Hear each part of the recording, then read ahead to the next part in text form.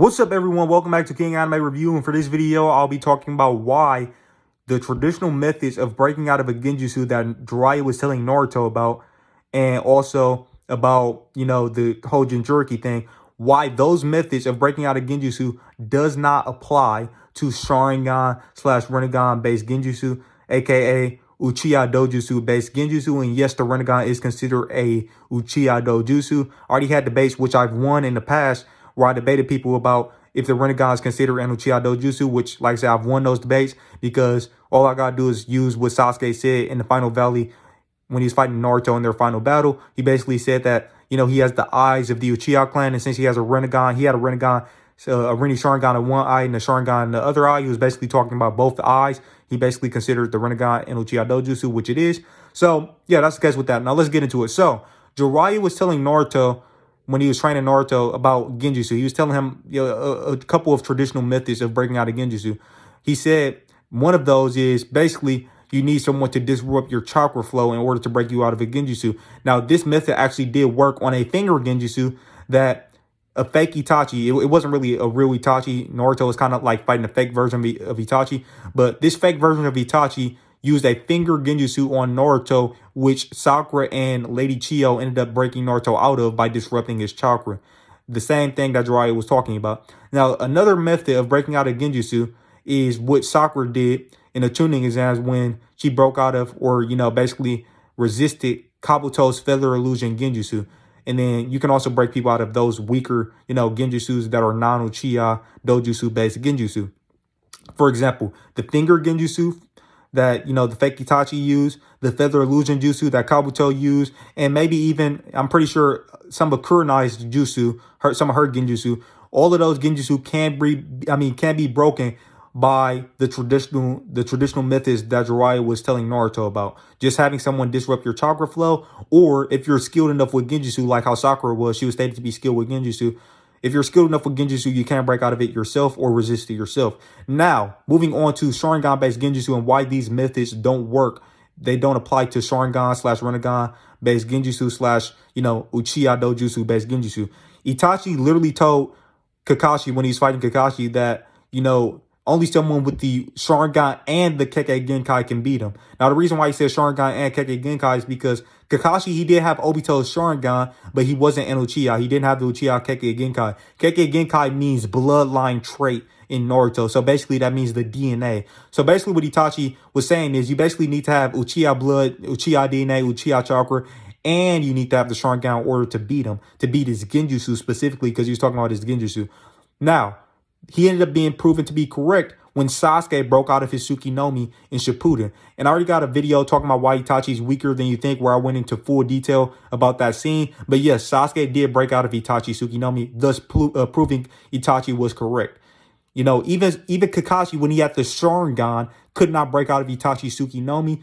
And yet, Sasuke could break out of it. And I believe Sasuke had less experience with the Sharingan at that point than Kakashi did, because Kakashi had it since he was like, I believe 13, and he was like, I think he was close to 30 in, part 1 Naruto. I think he was like late 20s, close to 30. But anyways, that's the point with that. Now, yeah, so Sasuke proved Itachi was correct in that regard when it came to the whole Genjutsu thing. And Itachi isn't even top tier when it comes to Uchiha Sharingan-based Genjutsu. Shisui has stronger Genjutsu feats than Itachi, slash better Genjutsu feats than Itachi, and so does Sasuke, so does Obito, and so does Madara. In fact, Sasuke has the best Genjutsu feats in the entire series. Not just because he resisted the infinite Tsukuyomi, but multiple other things that he did, like, for example, placing all of the tail beasts in the Genjutsu at once, also breaking out of Itachi's Tsukuyomi when he had just a regular Sharingan, and he broke out of a Mangekyo Sharingan Genjutsu with just a regular Sharingan, etc. Anyways, yeah, so that's the point with that. Now, also, that, it proves Itachi was correct. Even somebody with the Sharingan couldn't even, Kakashi had the Sharingan, he still couldn't break out of a Uchiha-based Genjutsu. Now, that was a Mangekyo Sharingan-based Genjutsu. Now, another thing is, some people would try to bring up the whole Jinchuriki situation, and they would say, oh, well, technically, Killer B said that, if you have a tail beast inside of you, if you have, control over your tail beast, you aren't affected by Genjutsu won't work on you. And here's the thing. There's a lot of misconceptions about that scene, but let's, break it down. So first off, you got to keep in mind a couple things. Number one, just because Killer B has some internal monologue basically thinking to himself that, hey, Genjutsu's not going to work on me because they don't work on Jinchuriki who have full control over their tail beast. That's pretty much what Killer B was thinking. Just because Killer B had internal thoughts doesn't mean he was right. You guys got to keep, I keep on having to say this in plenty of videos because people just do not get it. They just don't get it, bro. They think if a character says something or thinks something that is actually factual. So just because Killer B was thinking that doesn't mean he was actually right. Now, some people will say, well, he was proven right because he broke out of the Genjutsu. Wrong. We don't know for sure that he broke out of that Genjutsu. In fact, you can even... So here's the thing. But what the Genjutsu... And there's a couple things to this. First off, it was most likely true that he didn't break out of the Genjutsu. So just because he thought he broke out of the Genjutsu doesn't mean he actually did break out of it. Now, yes, Sasuke put Killer B in a Mangekyo Sharingan-based Genjutsu, and then Killer B got up and then he hit him with the lariat a couple seconds later. Now, some people think, oh yeah, that basically proves that, you know, Killer B broke out of the Genjutsu and he thought he broke out of the Genjutsu. So his thoughts was backing up by proof. No, his thoughts was not backed up by proof because we don't know he actually broke out of the Genjutsu. And the reason I say that is because Genjutsus can be time-based, meaning somebody can put someone like Uchiha, they've shown this in the past, they can put people in temporary Genjutsus. For example, Sasuke put, you know, Danzo in a Genjutsu that Obito stated was a weak Genjutsu that Sasuke was just using to test if he can put Danzo in a Genjutsu. So he just used that to just see if he could put Danzo in a Genjutsu, which he confirmed that he could. Obito said, you know, Obito was basically saying Sasuke already confirmed that he could put you in a weak Genjutsu, that he could put you in a Genjutsu with a weaker Genjutsu. So and then he used that. So later on in the fight, he also used another Genjutsu to trick Danzo into believing that he had more eyes on his arm than he actually had. Now, keep that weaker Genjutsu thing in mind. Keep that in mind real quick. I want you guys to keep that in mind. But anyways, getting back to what I was saying, Sasuke put, the first Genjutsu he put Danzo under was a temporary Genjutsu where he made Danzo see Itachi temporarily. Obviously, that Genjutsu is not designed to last permanently. He wasn't intending to have Danzo just be looking at Itachi for the rest of his life. It wasn't meant to be a permanent, a constantly lasting, you know, eternal Genjutsu. Genjutsus are often used in Naruto to briefly trick people so Shinobi can get the upper hand in battle. So that's the case with that. Even Sasuke and Itachi, when they were fighting, they were using brief Genjutsus on each other, tricking each other and stuff, or intending to trick each other with these brief little, you know, hallucinations that they were hallucination Genjutsus. So that's the case with that. Now, Sasuke, so keep in mind what I said about the whole weaker Genjutsu thing. So we know that Genjutsus can be time-based, like they can be designed to last at a certain time. Even Madara, if you want more proof on this, Madara with his, and this applies to Sharingan-based Genjutsu, and I'm using this because, you know, I'm proving that you you can't break out of Sharingan-based Genjutsus with, you know, those traditional methods of, you know, the ones that Jiraiya was talking about, or the one that Killer B thought was, you know, a method of breaking out of Sharingan-based Genjutsu. Now, here's the thing. So what Madara did when he ended up coming back to life, because we know he died when he fought Hashirama. Hashirama actually did kill him, but he activated it was a time thing that was set up with his Izanagi. Now, the Izanagi is stated to be a Genjutsu where basically the user casts the Genjutsu on themselves. So it's a Genjutsu that someone uses, they cast it on themselves. And Madara set up a time frame for this Genjutsu to activate in. So this was a pre-planned, pre-programmed setup Genjutsu that Madara used to bring himself back to life with the Izanagi after he died. So that proves that Genjutsus can be designed to, you know, activate at certain times or last certain times, or, you know, certain conditions. They can have certain conditions that relate to time. They can have it be like with Madara. Oh, Madara made it where if he died, the Genjutsu will activate. So the Genjutsus can be pre-planned and set up to meet, you know, only certain conditions. So what that basically proves is that these Genjutsus can't just be designed to last temporarily. Now, some people might think, well, why would Sasuke only put Killer B in a temporary Genjutsu? You could argue that Sasuke was underestimating Killer B because he never seen somebody break out of a Sharingan-based Genjutsu. You could just argue, oh, Sasuke probably thought, okay, so he's going to put Killer B in this Genjutsu, this temporary Genjutsu, and it's probably going to affect him, you know, more than it actually did because, you know, for example, like how he says Sasuke saw how Kakashi was affected for a long period of time after he got placed under Itachi Tsukinomi, which is a Mangekyo Sharingan Genjutsu. And Itachi, I mean, basically, when Itachi did that to Kakashi, Kakashi was, you know, basically he was knocked out for a long period of time. He was, bedridden for a period of time. So Sasuke seen the effects of a Mangekyo Sharingan Genjutsu, and he probably thought, okay, so if I just put Killer B in this temporary Genjutsu, he's just gonna be out. He's gonna be pretty much done, and we can just capture him pretty much. So, and or you could argue that since he was trying to check on his friends, because basically when he put Killer B in the Genjutsu, he turned his back to Killer B and he started giving orders to the rest of the Taka. So you could argue he was thinking okay, I'm gonna put him in this temporary Genjutsu, and then I'm gonna give the orders to the Taka. So I'm just gonna briefly put him under a Genjutsu real quick, and then I'm gonna give orders to Taka, and then we're gonna capture him. So you can easily argue it was just a temporary Genjutsu. Now keep in mind what I said, like I told you earlier on in the video. Keep in mind what I said about the whole weaker Genjutsu thing. This could be, not only could it be a temporary Genjutsu that Sasuke used on Killer B, it could be a weaker Genjutsu. Like Obito was literally saying that, oh yeah, Sasuke, he put you under a temporary Genjutsu with no staying power. Oh yeah, keep that in mind as well. That's a thing I forgot to bring up. Literally, I'm gonna put the manga panel on the screen. But Obito literally said when he was talking about Sasuke's Genjutsu, he basically said, I already know this for sure. I don't even need the panel in front of me because I know for sure Obito said this. But I'm gonna put this on the screen, the manga panel on the screen. Obito said Sasuke already confirmed that he could put you under Genjutsu when he used that temporary Genjutsu or something. I don't know for sure if he said temporary, but I know for sure he said Genjutsu with no staying power. He literally said no staying power. So basically he was saying, yeah, Sasuke put you under a temporary pay attention to the words, key words, no staying power. So that basically proves that the Genjutsu wasn't meant to last. If it has no staying power, it's not meant to stay there permanently. So Sasuke himself has used temporary Genjutsus that aren't designed to last a long period of time on other characters. Sasuke himself done that, and Obito, who's also an Uchiha who has experience with using Genjutsu, he actually confirmed that's exactly what Sasuke did, a temporary Genjutsu. So most likely Sasuke put Killer B under a temporary Genjutsu, a weaker temporary Genjutsu with no staying power, just like the one that he did to Danzo. He put Danzo in a temporary weaker Genjutsu with no staying power. Even Obito himself said that's exactly what Sasuke did. And that's the Genjutsu that he used to basically make Danzo see Itachi. Now, that's the case with that. Now, so I'm basically proving that, Killer B may have been wrong, and he most likely was wrong. Based on everything I've said, Killer B most likely was wrong when he was talking about Genjutsu. And the reason why, just keep in mind everything that I said earlier about the whole Genjutsu thing. But the reason why Killer B has to be wrong is because he was literally proven to be wrong later on when it was shown later on in the series that Obito had Yagura, who was confirmed to be a Jinchuriki who had full control over his tail beast. Obito had Yagura in a Genjutsu for years, literally years. So Obito, he already talked about how Sasuke put Danzo in a temporary Genjutsu with no staying power. So if he had Yagura in the Genjutsu for years, that would be basically the exact opposite of the Genjutsu that Sasuke used. Basically, his Genjutsu, Obito's Genjutsu, was meant to last for a long period of time because Obito wanted to control the Mizukage and how he was using the Mizukage to recruit members of the Akatsuki and stuff.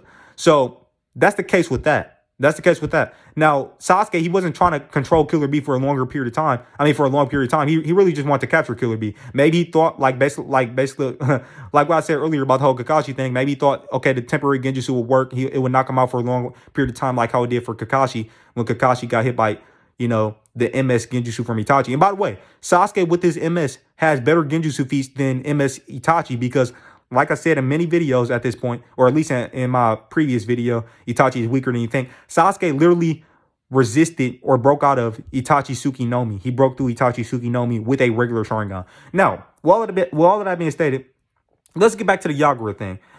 Now, I've debated some people in the past on Twitter, for example. I've debated some people, and some people said, oh, well, Yagura, the only reason why Yagura, and that we're using headcanon, and that we're trying to say, oh, well, Yagura, yeah, he did have full control over his tail beast, but he wasn't friends with his tail beast, and you need to be friends with your tail beast in order to break him out of the Genjutsu. First of all, that's headcanon, because that was never stated. What was stated was Yagura had full control over his tail beast. That was stated, and that was confirmed in the Naruto data book, official data book. It was stated that he had full control over his tail beast, and Obito had him in a Genjutsu for years. Those are the facts. Now, you can't use headcanon as proof, especially if your headcanon is basically contradicted by the plot. But also, Killer B himself, he said, you need Genjutsu don't work.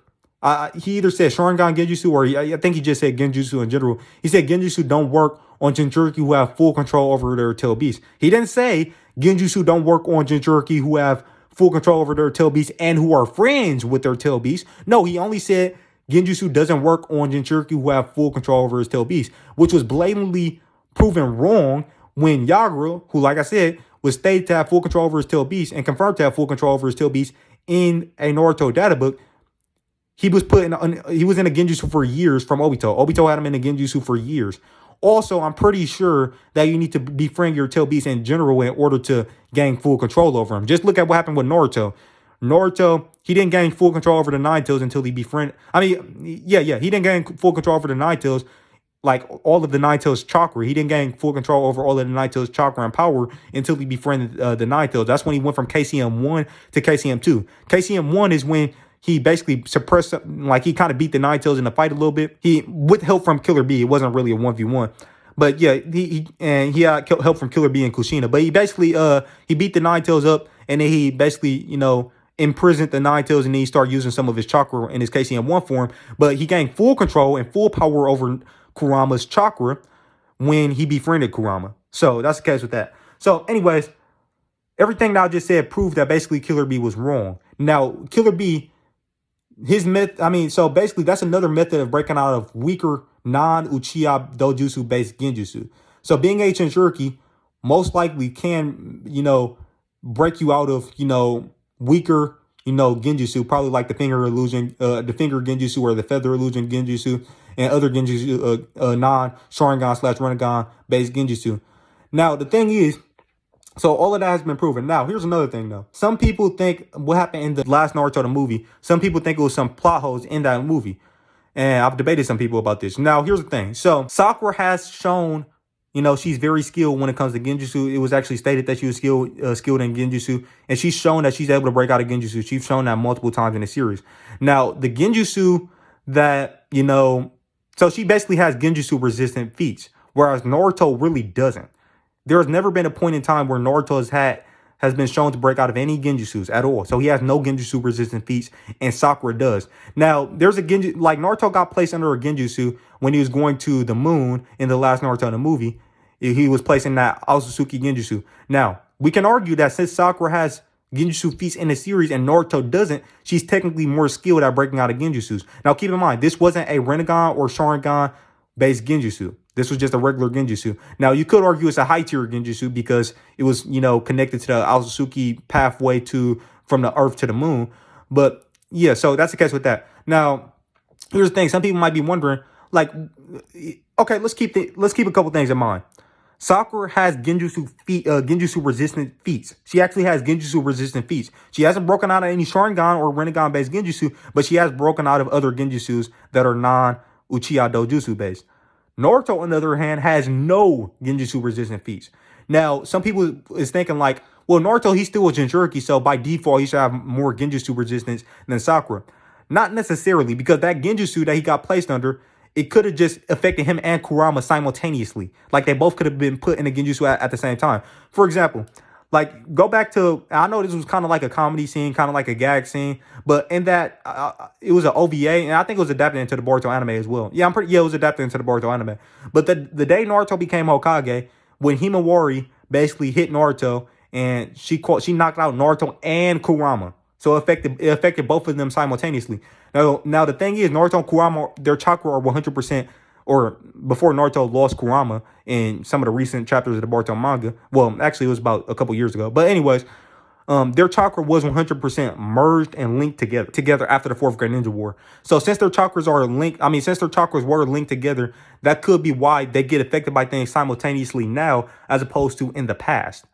But that's the case with that. So they might have both been affected by the Genjutsu simultaneously, which is why Sakura was able to break out of it, but Naruto wasn't, and he needed Sakura to break him out of the Genjutsu. So with all of that being said, I've basically proven that you cannot, first of all, there's not really any plot holes or retcons in terms of Genjutsu, Sharingan-based Genjutsu and Naruto. The fact of the matter is, the traditional methods of breaking out of Genjutsu, Jiraiya was just talking about Genjutsu in general, but he wasn't necessarily specifically talking about Sharingan-based Genjutsu. Also, based on what I'll show you, all of the evidence I'll show you in this video, like what Itachi said, which was ended up proven to be true by Sasuke, and stuff that happened with, how Killer B was proven to be wrong by what happened with Yagura and Obito. So I've already provided a bunch of evidence that proves that you know, those traditional methods of breaking out of Genjutsu does not apply to Sharingan / Rinnegan based Genjutsu, specifically Uchiha Dojutsu based Genjutsu. So basically the Sharingan, the Rinnegan, the EMS, the Magi Kill Sharingan, all of those dojutsu, you know, if someone with those dojutsu, if a character with those dojutsu place any other character in a series who doesn't have those dojutsu and a Genjutsu with one of those eyes, the Genjutsu would work on them, and it wouldn't be any way to break for that other character to break out of it, unless they had unless they had a Uchiha Dojutsu and the Kekkei Genkai of the Uchiha clan, which is basically Uchiha DNA.